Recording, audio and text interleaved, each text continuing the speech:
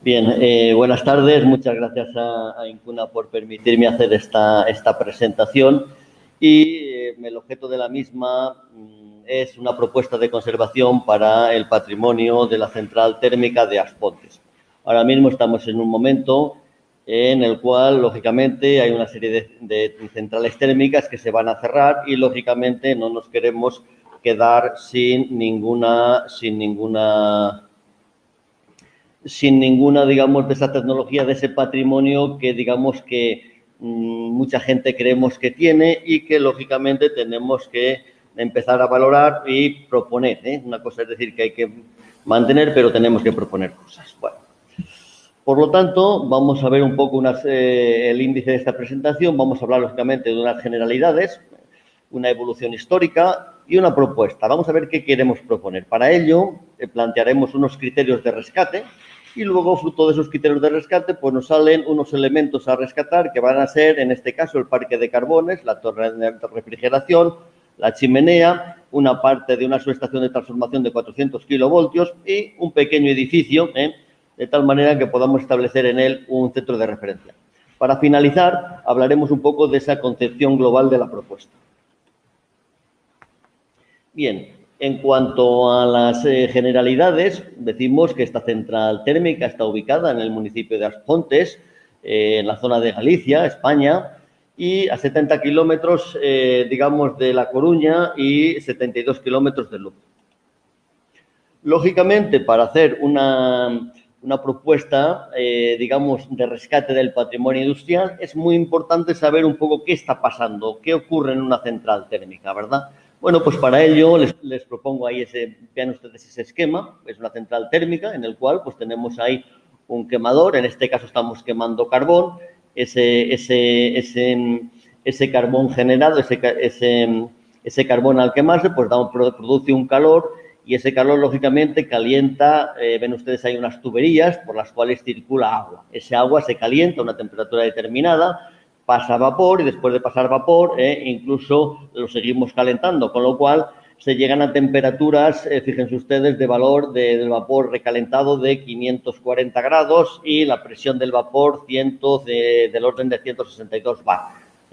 Una auténtica bomba de relojería. Bueno, pues cuando tenemos el vapor en estas condiciones, lo que hacemos es que lo hacemos estrellar contra un molinillo de viento. En este caso, el molinillo de viento van a ser unas turbinas que lo hacen girar y girar y girar. Lógicamente, pues está produciendo ahí una energía mecánica, ese vapor. Una vez que ese vapor produce esa energía mecánica, a través de un árbol de transmisión, le hace también un eje. Hay un generador, una botella de estas de bicicleta antiguas, ¿verdad?, que produce esa energía eléctrica y, lógicamente, pues las transportamos a través de ese tendido eléctrico. Luego pasamos a ese condensador y volvemos a recuperar ese vapor, lo volvemos otra vez a condensar, a hacer agua y volvemos a seguir con el ciclo. Sin embargo, para, digamos, tener un criterio claro, nos dice, y mantener un poco el concepto y, digamos, lo que nos dice el segundo principio de la termodinámica, que para obtener la mayor cantidad de energía en un sistema, pues tenemos que tener un foco frío y un foco caliente y el salto térmico debe ser máximo. Con lo cual, tenemos un foco caliente, que es la temperatura en la caldera, y luego el foco frío, que es ese condensador que tenemos ahí, que lógicamente pues se nos empieza a calentar y para ello tenemos que tener una torre de refrigeración, que es la que ven ustedes ahí en la figura, que nos refrigera ese agua, ese vapor ya, digamos, sin energía, y lo disminuye de temperatura, con lo cual obtenemos la máxima temperatura, la máxima energía que nos posibilita el sistema.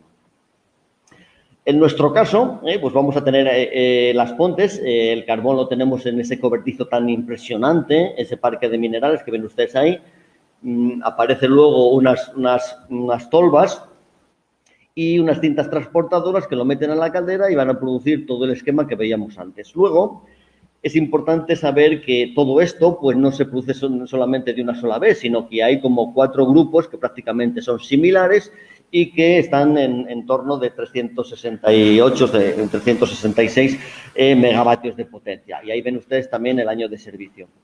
Esto, para que se hagan ustedes una idea, es un poco el decir, bueno, no queremos meter todos los huevos en la misma cesta. Vamos a meter los huevos en 4 cestas de tal manera que podemos actuar sobre ellos de una manera individual. Esa distribución en planta, tenemos ahí, ven ustedes ahí el 7, que es un elemento muy grande, lógicamente es ese parque de carbones, ven el 1, que también es la subestación de transformación, y luego por los elementos más singulares ven que son más bien pequeños, ¿verdad? Como, digamos, esas calderas, zona de turbinas y la chimenea. Y, como no, esas torres de refrigeración que ven ustedes ahí, que lógicamente en este caso hay 4. Bueno, todo esto es muy complejo, hay que reconocer que es muy complejo. Llegar a esas temperaturas, a esas presiones, tener esa energía es muy complejo. Los sistemas no vamos a poder entrar en ellos, pero para que vean ustedes, les pongo ahí un esquema. Fíjense ustedes ahí las turbinas, cómo están los álabes, y todo esto hoy en día pues se regula a través de esa mesa de control que ven ustedes ahí, ¿verdad? A través de esos ordenadores que permiten gobernar todo el sistema. ¿Qué podemos decir de Aspontes? Bueno, pues es, digamos, una de las centrales que más dióxido de carbono emiten a la atmósfera. En Europa está el 17 y en España pues está en el primero, en el ranking, la primera. Vamos a ver un poco la evolución histórica. Esto aparece todo un poco en el 75, que se empieza ahí. ¿Por qué, digamos, empezamos en el 75 y ahí? Bueno, pues que ahí había una mina a cielo abierto, lógicamente, pues digamos, es el mejor sitio, ¿verdad? Transportar el carbón es complicado, pero transportar la energía eléctrica no es complicado. Entonces, podemos establecer allí la central, quemar y luego mandar la energía a otros puntos de España, Madrid, Barcelona, lo que sea, ¿verdad? Es tan importante esta central que supone el 5% de la demanda nacional.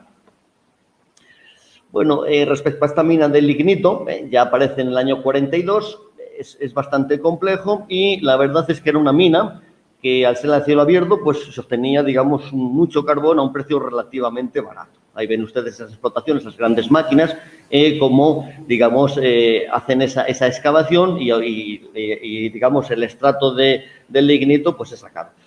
Tiene una, digamos, estaba sacando del orden de 12 millones de toneladas anuales. Todo esto va muy bien, pero claro, llega ya en los años 90, 93 al 96 y, bueno, pues empiezan a haber las lluvias ácidas.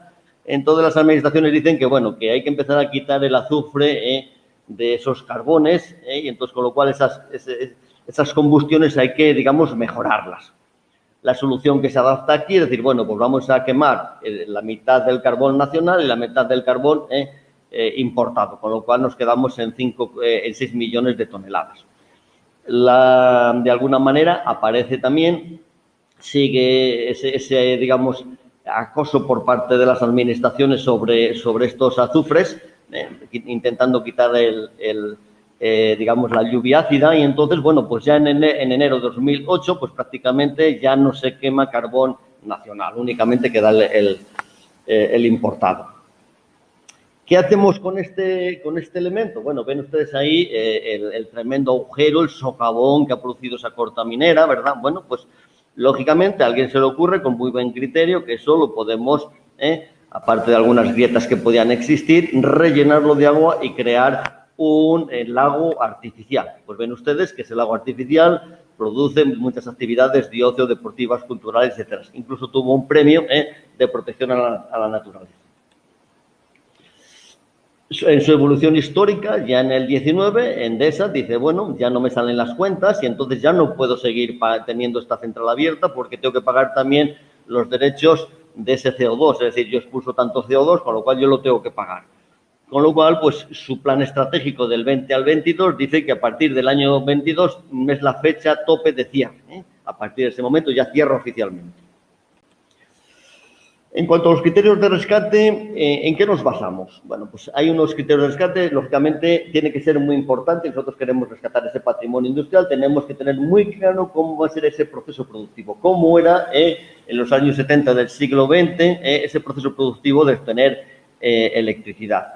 Lógicamente queremos no, digamos, cargar a las administraciones o entidades de costes importantes, fáciles de conservar y de mantener. A su vez, teniendo en cuenta que hay espacios, puede ser que algunos de estos se puedan reutilizar para nuevos usos industriales.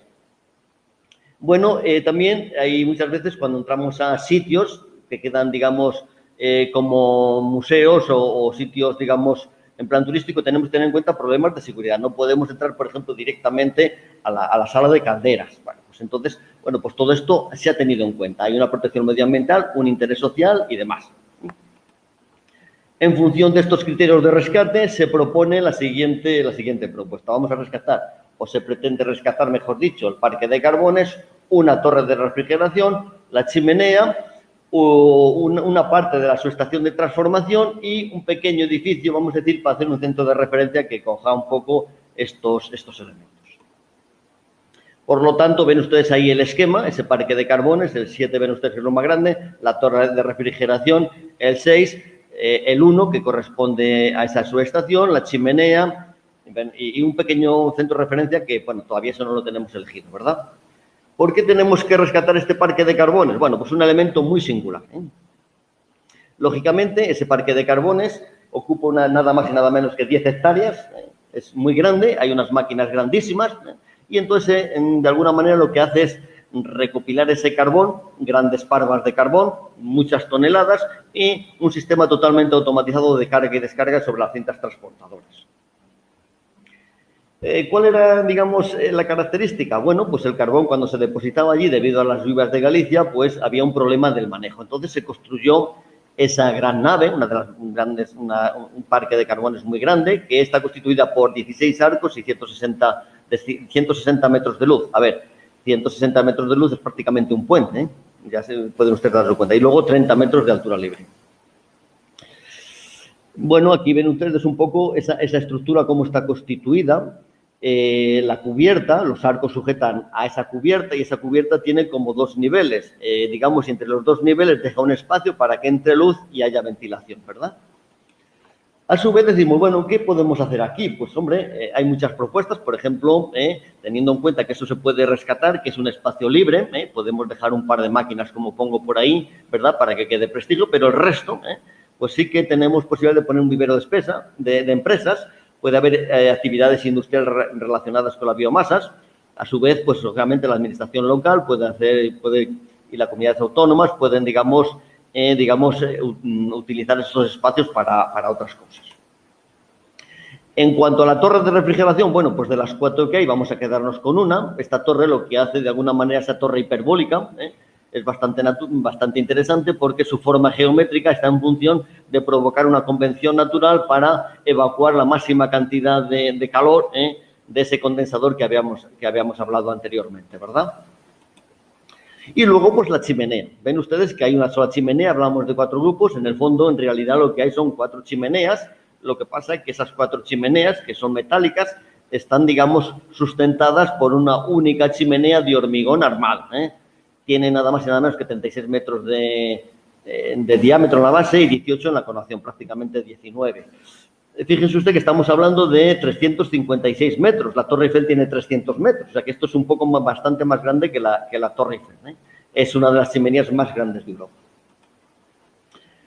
Bueno, ustedes que no controlan tal vez mucho el tema eléctrico, lo mismo que en una sala tenemos una serie de interruptores que encienden unas lámparas u otras, pues resulta que en estas centrales, pues también, digamos, cada grupo va a tener sus interruptores. Sus interruptores van a ser disyuntores, seccionadores, etcétera, y entonces es importante, de alguna manera, al menos conservar lo que proponemos ahí, que es una proposición de las 4, es decir, bueno, pues si prácticamente tienen la misma tecnología, están prácticamente en el mismo año, una serie de interruptores seccionadores de un grupo, y luego, pues también, esto del transformador de potencia, para que se hagan ustedes cargo, nosotros, digamos, la energía la obtenemos a 18 kilovoltios, pero para transportarla no es rentable. Entonces la tenemos que elevar a 410 kilovoltios.